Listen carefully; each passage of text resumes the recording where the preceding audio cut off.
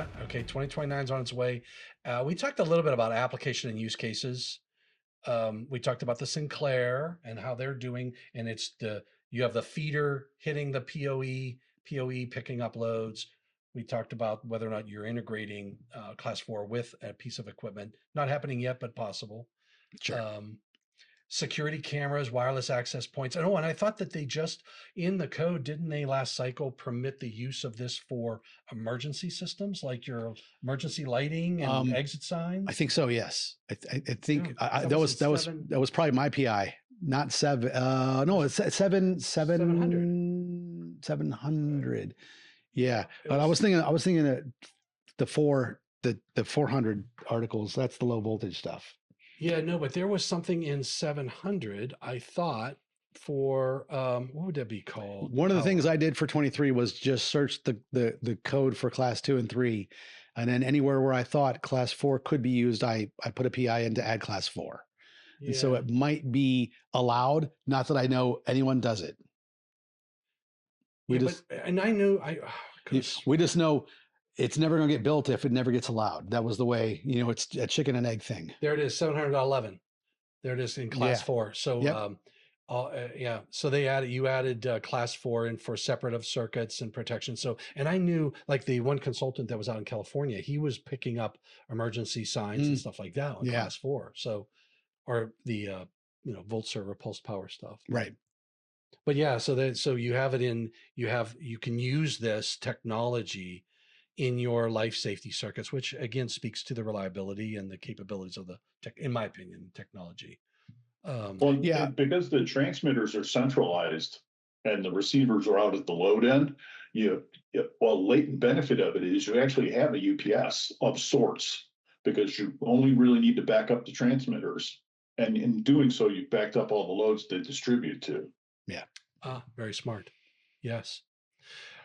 We talked about the data center applications. We just had a good discussion on that.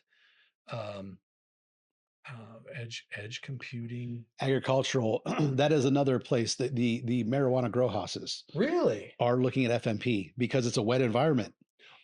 So I was at a grow facility here in Pittsburgh, and they do a lot of LED lighting. Yeah, and you're right. It is very. They have the biggest challenge they have is the humidity, because they have to cool the air, they have to heat the air, they have to keep the humidity. Oh. So he was like, the HVAC system's all screwed up, or it's not screwed up, it's just different. Complex. It's complex. Yeah. So, and in my mind, that's screwed up. But in any case, but you're in a grow facility, so it doesn't matter, right? But as I was walking through there, I told those guys, I said, if I were you, I would be looking at FMP for a lot of this stuff, because it makes sense. If it's LED lights, it's already DC. You don't have to do the conversions. Right. You can limit the controls, because I think you can do a lot in those switches in PoE and when you marry that with class 4. You get all that telemetry when you add the data, with the power. Yeah, absolutely. So there's a lot of opportunity there in grow facilities. As soon as you saw agricultural, you went to grow. I was thinking cows. You were thinking marijuana. Well, I mean, it's a Chad thing. No, I'm. That's the one I've heard of, but I do have a vague recollection of a dairy farm talking about FMP. And the problem with in dairy, the big challenge in dairy is shock thresholds, and it's usually step potentials, because one of the issues I've heard of is, like, when a cow goes to drink water, if there's a voltage potential and he gets a little tingle, he doesn't drink. He won't drink. And if cows don't drink, they don't produce milk. Yeah. Right. Well, so the milk production. It's not a he if he's making milk. That's true. That's true. That's true. Well, hey, come on, give me a break. Well, So, but that is a problem. Yeah. Yeah, but I don't know if there's I don't know. I mean, you would have to look at the loads in that type of a facility to say, would fault managed power, can it accommodate the loads? Because if they're primarily AC, then you'd have to separately drive system issue. Yeah. And if they're all DC anyway, then there's probably an opportunity. Yeah. And then you could limit the potentials. The drinking example, Tom, for cows, and it's the same for horses, and ask me how I know. But if you're using metal troughs, And during the cold weather, if you put resistance heaters in there, there are high watt density resistive load that are powered by, 120 volts. We put basically a GFCI outlet out by the tank. Yep. And so you get these tank heaters. When the insulation breaks down, you get a potential on the water. So the hope is the GFCI catches it and you trip the GFCI, and then you got to replace the heater. But that's really where it comes from. And it, so if there's electrical potential, they won't drink. Yeah. Also, if the heater turns off, they can't drink solid water. So true. You gotta teach them to chew on ice an issue. Yeah. Remote equipment with branch circuit distribution is costly or difficult. Products described. Okay. We talked about some of the strongest real world cases. Yeah, I mean the largest number of installs that I'm aware of is VoltServer claims they have like 1,000 stadiums where DAS antennas are powered by their digital electricity. Distributed antenna systems. Okay. So if you're there in the stands watching a game and you want to get on your phone, the antenna system is being, it's not Verizon or AT&T. They're being distributed through an antenna system to cover all those people. I mean, it's a high density amount of people. You need lots of antennas. So they do distributed antenna systems. And so they're basically like little wireless access points. Yeah. So you got to power an antenna out there and that serves this block of people right here. Gotcha. And so, like I said, they've done over 1,000. And I hear they told me they did Wembley. So, really? Yeah, I'd love to just go to Wembley just to see Wembley. Well, see, this is part of that earlier statement. Road trip. Why stop at hotels? Now it's shaping up, Tom. I like where you're going. Yeah. I'm telling you, man. This is it's the crazy trio. though, because they put in all of this wireless connectivity in stadiums. So I guess you could check Facebook while you're drinking your $15 beer. But Gosh. Well, that goes on an expense account on Cisco. Yeah. Cisco buys the beer, I'll buy the hot dogs. There we go. Because Cisco allows alcohol on my expense reports. Yes. Well, don't worry. Yeah. All right. So there's a good special coffee. I'm sorry, what? We just had to have Chad's special coffee. Yeah. Yeah. And you know what? We have a special coffee. You didn't know that, did you? Yeah. Oh, yes. If we have the dimpled bean, and this is an advertisement now.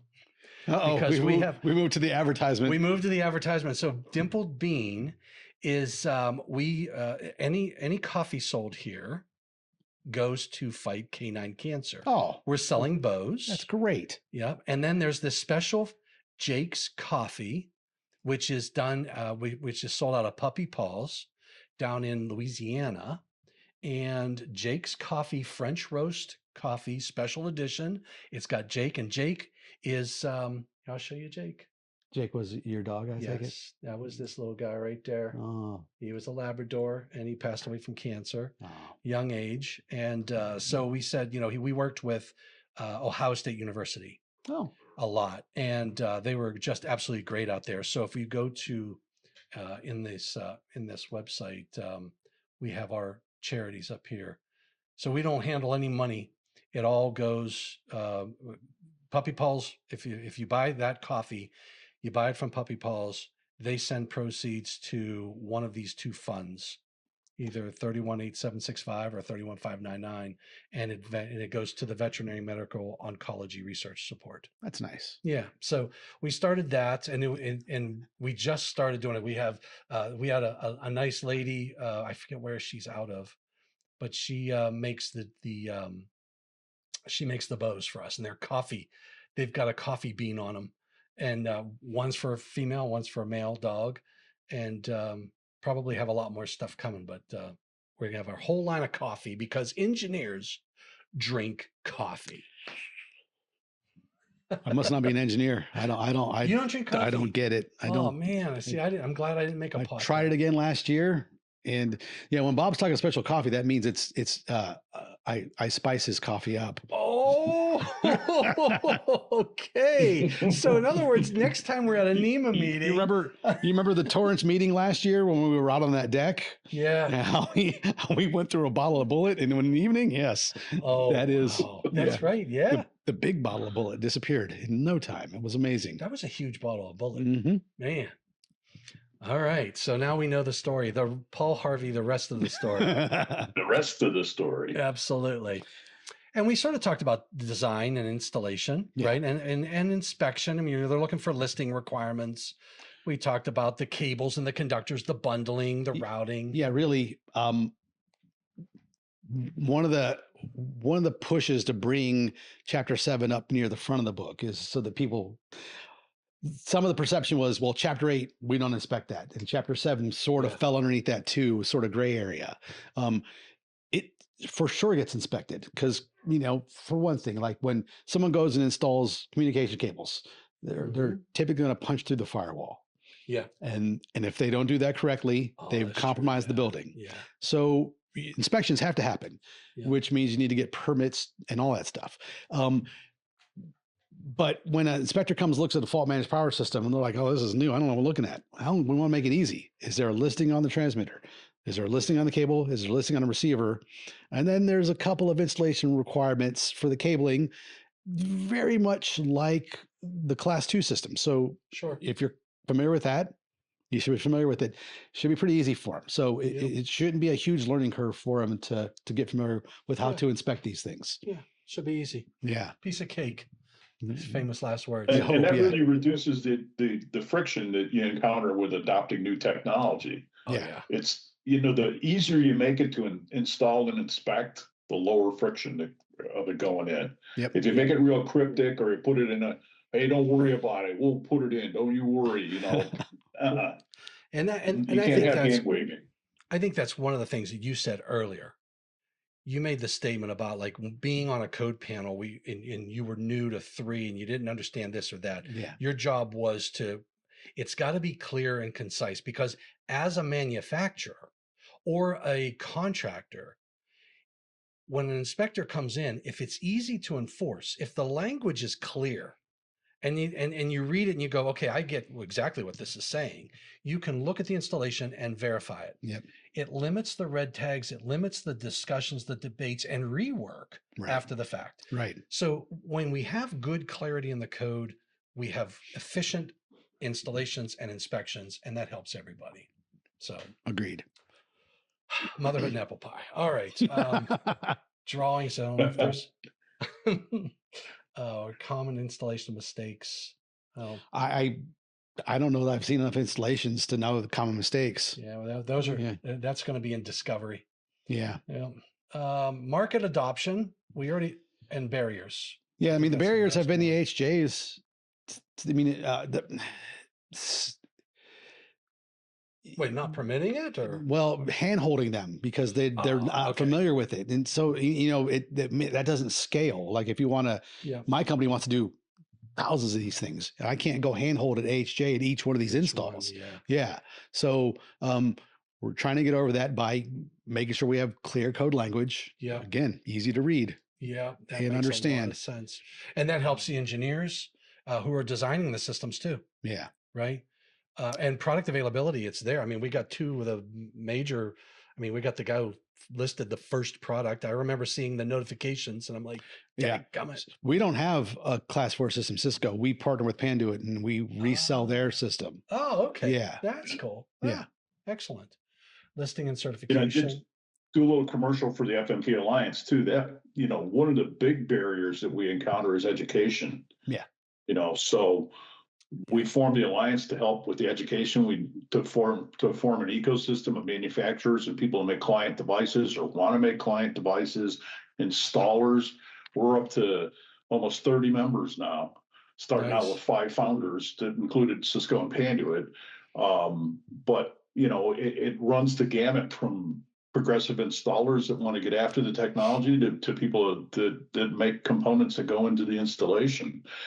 And then certainly social media and stuff like that, outreach, being guests on the Shock Week podcast, things like that. It helps because absolutely getting the word out. And I think Eaton just joined, if I'm not The mistaken. FMP Alliance? Yeah. Yeah, I don't remember hearing that, but if you did, I remember so talking to Jay about it. I didn't know if he'd sent it in yet. I thought he did. I don't know. Maybe. so he do we didn't. not have Sweet. so we have the founders listed. Do we not have the list of all the members? He's looking at the website. I'm not Debbie's sure if you can working see on it. that right now. She's updating that website. Okay. Yeah. We should have that cleaned up in a couple weeks. Yeah, I can get in touch, but you need a header up here with a menu system. A vision and mission, and those are the primary. There's Cisco, there's PN, do it. They can do it. Belden, Prismian, and Volt Server. Those are the 5 founding members. Wow. Yeah. That's not bad. Data Alliance member. Yeah, I'm almost positive. I got to talk to Jay, but yeah. So, all right. Let's go back to the list here. So, market adopters barriers. Already talked about that. Codes and standards. We already said that. Where it goes next. And yeah. we talked about the public inputs and. Yep. All right. Myths, warning. This is the closing segment. We have reached the closing segment, Bob. Sweet. Bob's like, I gotta go get a beer. I'm glad we did this at 8 o'clock at night. You know what I'm saying? Okay. Oh man. Beer time down here in Mexico. Yeah, where are you out of, Bob? Northwest Indiana. Oh, Indiana. Central time. Yeah, he's Central time. Okay. Central time. So it's 7 p.m. your time. Okay. Yeah. Closing segment. Myths. Class 4 is just PoE with more power. False. Correct. And I said this earlier. They're complementary to me. FMP is the feeder, and PoE becomes the branch. Right. It augments PoE. Yeah. The two of them are going to work in hand. But yeah, that is a question, a statement I hear from people. Oh, it's just PoE 2.0, and I don't think it is. Honestly, the voltages and the currents are going to be way different. That's exactly right. Yeah. So they're not competitive; they're complementary. Yeah. And I think the example that you gave about the feeder being class 4 and then the switch doing PoE, that's a really great example of how they're complementary to each other. Yeah. The other myth, it says it's safe because the voltage is low. I think we've talked about the voltage is not low. It's not. No, we want to push. You want to go to 800. We want to put the voltage up so that we can get the currents lower and the conductor smaller. Yeah, and the power more. Yes. Right. So you want to deliver more power at bigger distances. Right. Or for the same conductor size and current, I'm delivering versus PoE 4 to 5x the power. Yeah. Because my voltage is 4 to 5x higher. Yeah. And then any cable can be used if the system limits energy. That's currently not true. It has to be a listed cable. Yeah. In practice, you could plug any cable onto it. The system will either work or it won't work. And when I say it won't work, it means if the cable is too crappy, I'm not aware yet of something in the cable that would prevent a system from seeing faults. So the cable would prevent the system from coming up and we wouldn't get voltage. Right. But if the voltage comes up, then it should work. Yeah. And the capacitance, I think, Bob, you pointed out capacitance is one of those critical components. That's the one thing that worries me. If the capacitance is too high, could that hold my voltage up and prevent me from seeing a droop if I'm looking for the droop in the cable? That could mask faults. So, but I don't know how big the capacitance has to be. Yeah. And again, it would probably be different per vendor.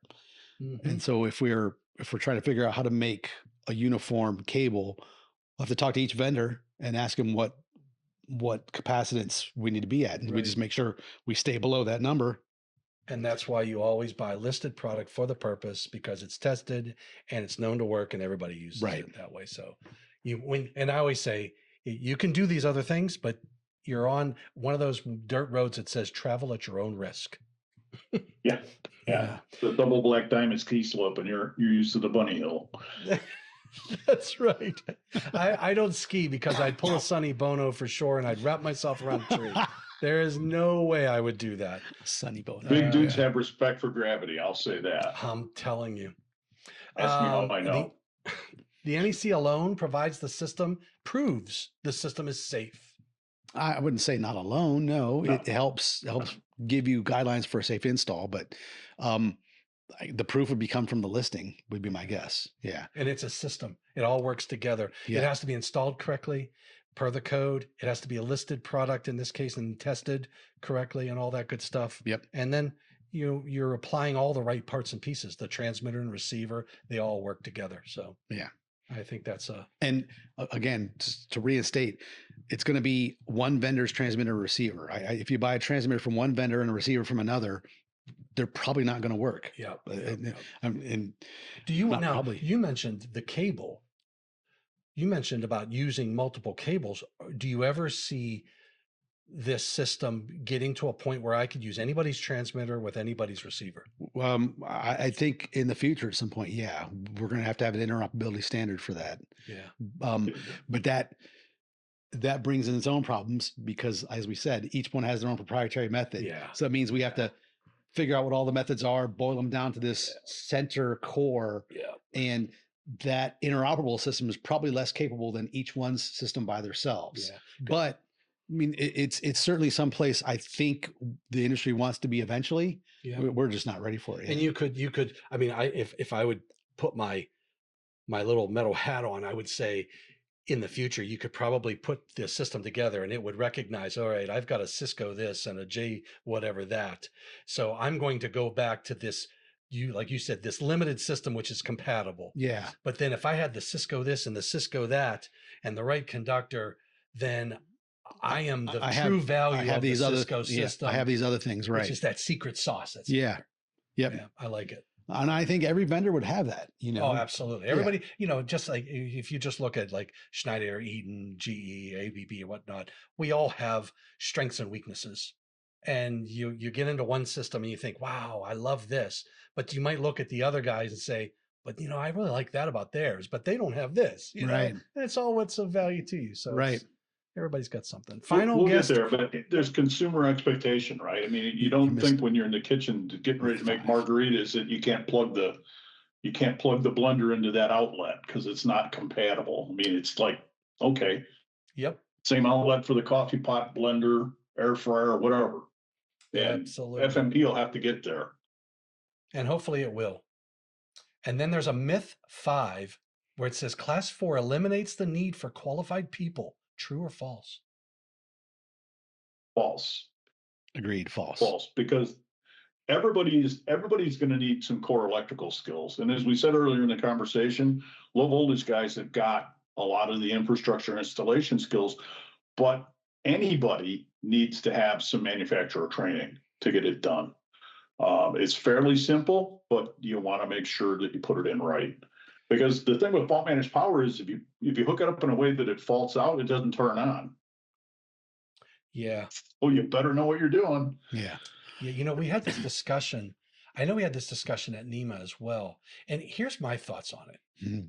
Yeah, we did. Yeah, we did. We had a really good debate there. And my thoughts, as I listened to everything, I think that you need qualified people throughout, but a person who is installing medium voltage is going to have a different qualification than a person who's installing a panel board in a residential dwelling unit, who's going to be different than a person who's installing this. You're a great straight man. But they all have to be qualified. So when I said, "Oh, that's my qualified person's PI," that's exactly what that PI says. Is that right? Yes. Sweet. Said so. There, I put in case the qualified person's definition in chapter 1 goes awry. I have a PI that puts a qualified persons in chapter 4, specifically for chapter 4 qualified persons. Yeah. And it basically just says, knowledge and training, whatever, but it says the qualified persons for limited energy is going to be different than a qualified persons for standard voltage. It's different than medium voltage. I mean, it makes that exact statement. And that's the whole point. All I really wanted to say is that, HJ can't walk in thinking there's only one qualified person. And that's typically going to be the electrician. Yeah. And that's been the hardest struggle for the low voltage contractor guys is, one, most places to pull a permit to get your inspection, you need to pull a permit. To pull a permit, you have to be a master electrician. Yeah.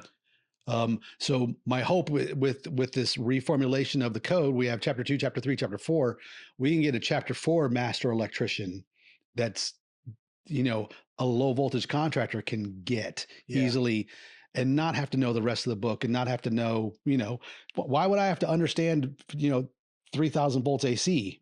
Exactly. If I'm doing low power volt. Right. So yeah, and so to me, when I look at, I know that the biggest challenge was that we pointed to Dr. Lee, we point to 70E, right? Mhm. And 70E is really safe work practices. Right. But Yeah. when I look at when I think about this, what I think the code, I think the problem that we're having in the electrical code is that in what we have in 70E, we say you have to be qualified, but in 70E, we also say, here's what we mean by a qualified person. Right. We don't have that in the National Electrical Code. And we use the term qualified person. We sort of blindly pointed over to 70E. And I think Palmer Hickman pointed out that said, that doesn't make sense because a qualified person to do safe work is not the same as a qualified person to install a piece of equipment. Right. And in fact, I was doing a 70E class with Jim Dollard one time, and he relays a story where he went to a job site and there was a piece of equipment and they wanted to determine whether or not they opened a switch. And he said, and somebody asked him, is that switch open? He goes, I'm not qualified to make that determination. and then so they were like, well, wait a second, you're the safety guy, you're this. And he's like, I am, but I've never been trained on that piece of equipment. Yeah. So I can't tell you. And he's right. And he's right. So, Yeah. and that to me is exactly what we're talking about here. But it's hard to write language in a code that an inspector would say, okay, yeah, you're qualified. But it's motherhood and apple pie to say, you've got to be qualified. It's the devil's in the details with what does that mean? And that was the debate at NEMA, really.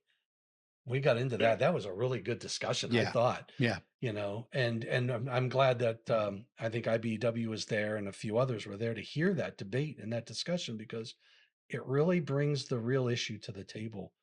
That's not that whether or not we all feel you need to be qualified. It's what does it mean by to be qualified? And my biggest concern with it was, who is the one determining who's qualified?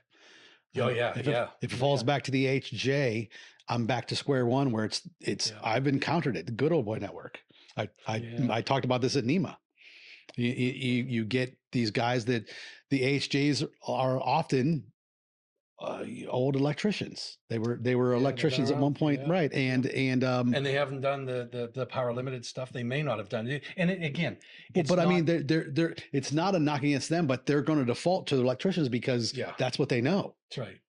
Now you may get lucky and find somebody who says, "Oh yeah, I've got that background." Yeah, but it's not a consistent measuring stick, so to speak. Correct. So, but yeah, the qualified person is going to get a debate this next cycle too. I'm looking forward to those.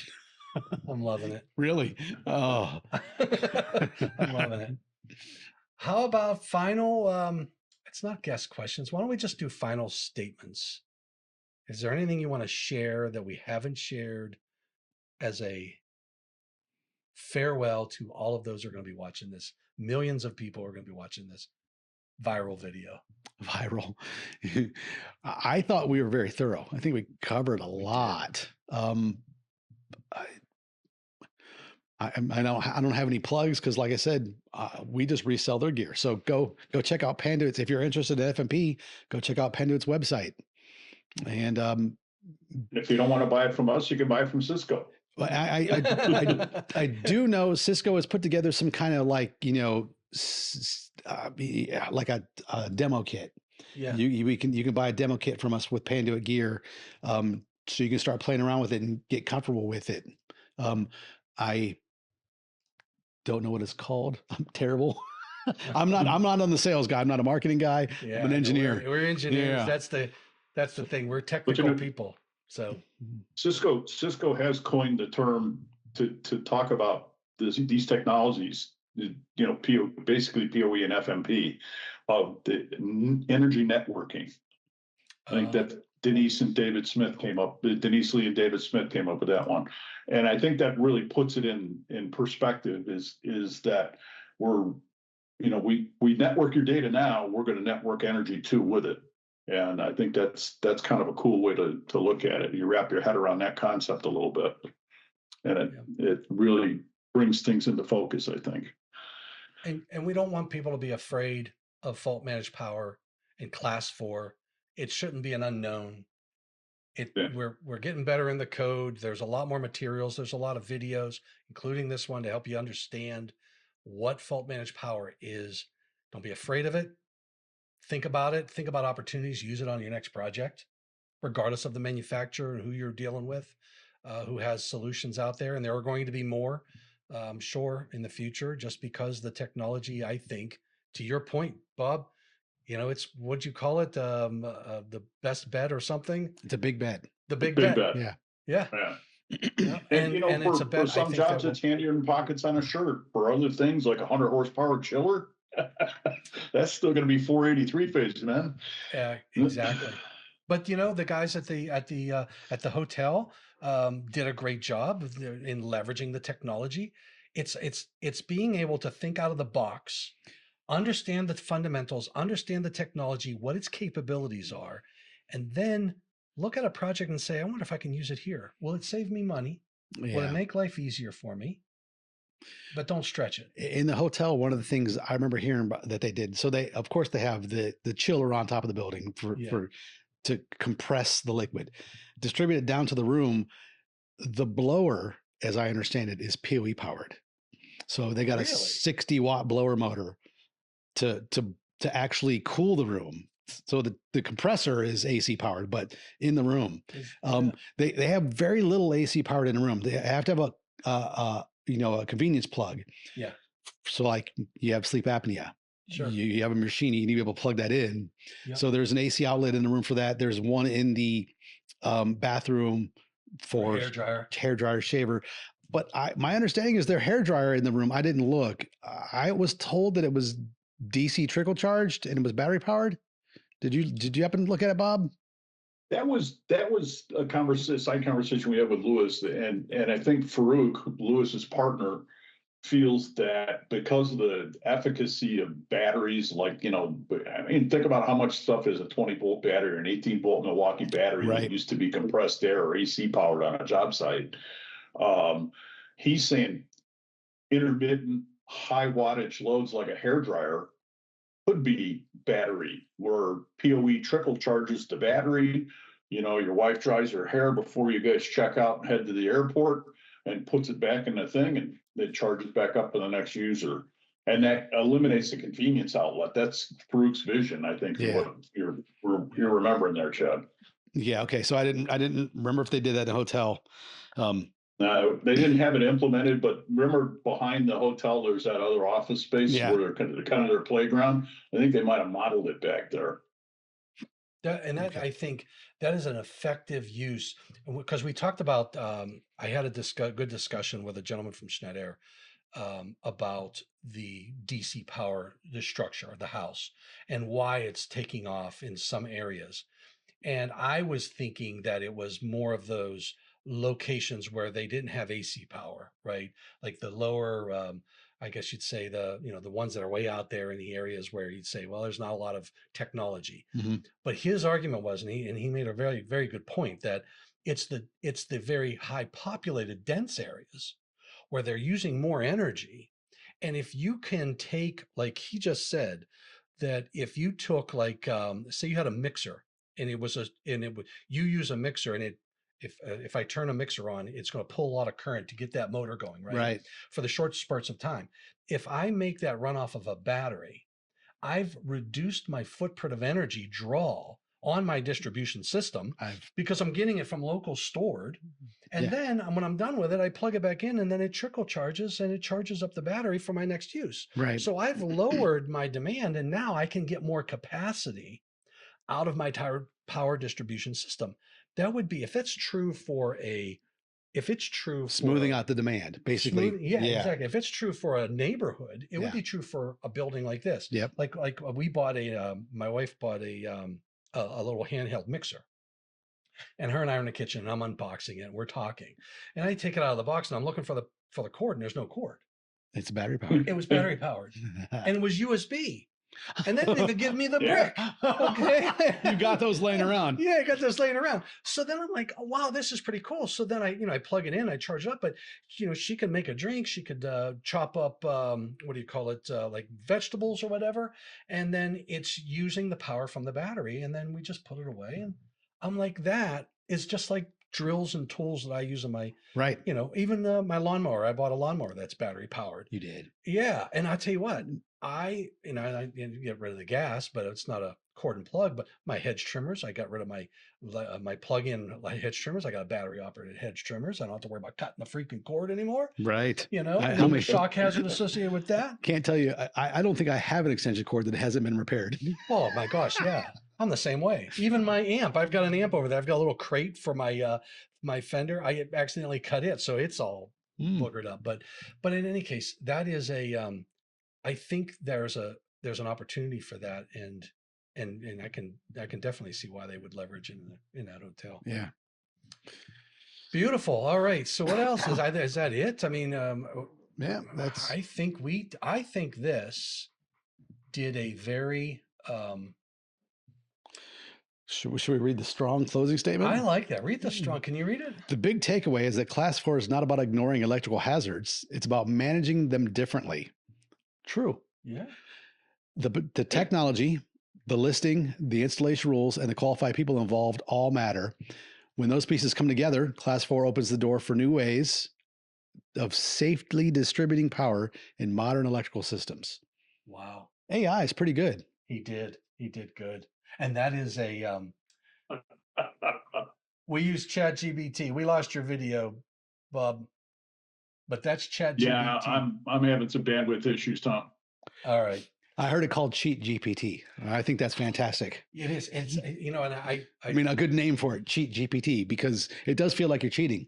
You know what? But here's the thing: you give it, and it taketh away. No, you give it information, and it's only as good as the data that you give it. True. And so this podcast or this video that we did, I was showing Chad this when he showed up. I went into ChatGPT and I just said, here's what I've got. This is what we're going to talk about. Give me a structure to help the flow. And honestly, I did it right before you came in. So I didn't modify or change any of this. And it did give us a good flow. It did. Yeah. I'm happy with it. All right. Well, we're going to call this one to a close, Bob. Sounds good, guys. I really appreciate your time, buddy. And thanks for dialing in. Wait till the final product is over. We'll make you look like Tom Cruise. And you got AI for that too. A foot shorter, no facial hair. Great. Absolutely. Looking forward to that, Tom. Thanks, buddy. Yep. And Chad, you drove down, so I really appreciate you. It was an easy drive. Yes. That's cool. 2 hours away. I have to come up one day and to partake in some festivities. There we go. All right. All right, everybody. Thank you for tuning in. Thanks for what you do and you do and you do for the electrical industry and electrical safety. Remember to stay safe and please stay healthy. That's it. All right. Thank you. Stop. Now we'll record next one. Okay.